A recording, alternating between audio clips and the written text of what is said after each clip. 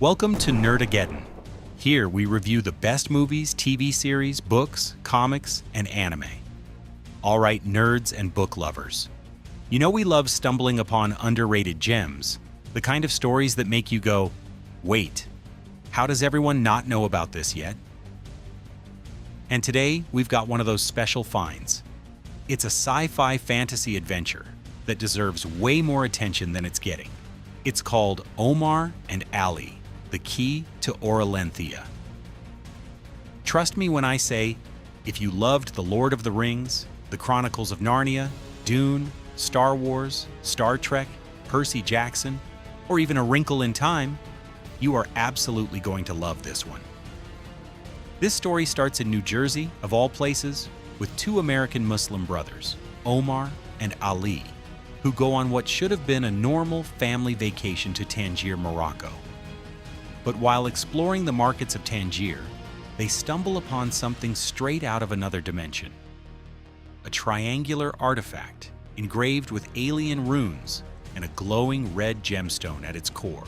And from there, things go from vacation mode to intergalactic destiny faster than you can say, portal malfunction. The artifact is activated by accident and opens a gateway to a world called Orulenthia, a massive planet orbiting a dying red giant star with crimson skies, floating mountains, and cities built on the backs of ancient alien technology.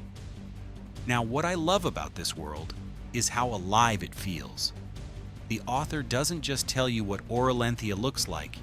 You can see it, hear it, feel the heat of the red sun on your skin. It's got the epic scale of Dune, but the heart and wonder of Narnia. And the aliens here, they're incredible. They're humanoid, tall, pale, with all black eyes and tattoo-like markings that glow when they use telepathy. They communicate mind to mind, and those glowing sigils, total visual gold. But of course, no great sci-fi adventure is complete without a terrifying villain. Enter Lord Tharn, a towering, armored warlord with more menace than Darth Vader and more muscles than a Marvel movie. He's got this monstrous companion named Vorak, a black, hound-like beast with a serpent's head and a venomous tail. The kind of creature that would make even Sauron's orcs back away slowly. Omar and Ali get captured, thrown into a brutal military prison.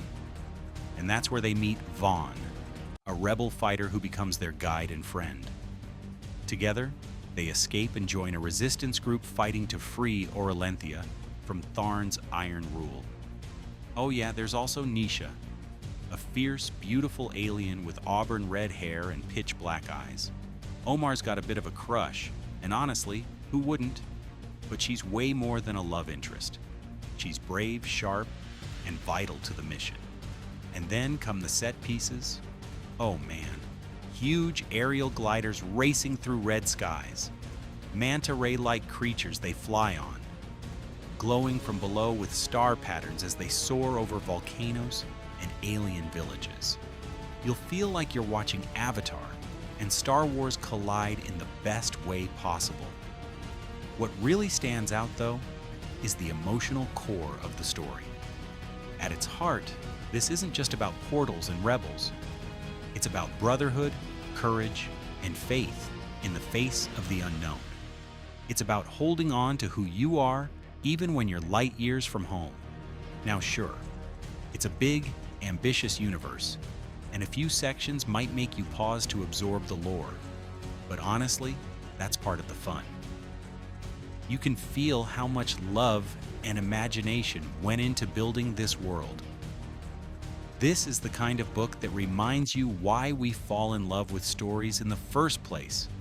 Because for a few chapters, you get to live somewhere else entirely. So, final verdict, Omar and Ali, The Key to Orulenthia, gets a Nerdageddon score of 96%. It's heartfelt, it's adventurous, and it's everything sci-fi and fantasy fans crave. A story with soul, spectacle, and a sense of wonder that sticks with you long after you close the last page. If you've been craving an epic new world to get lost in, Orulenthia is calling. It's available now on Amazon, Barnes & Noble, and other big booksellers.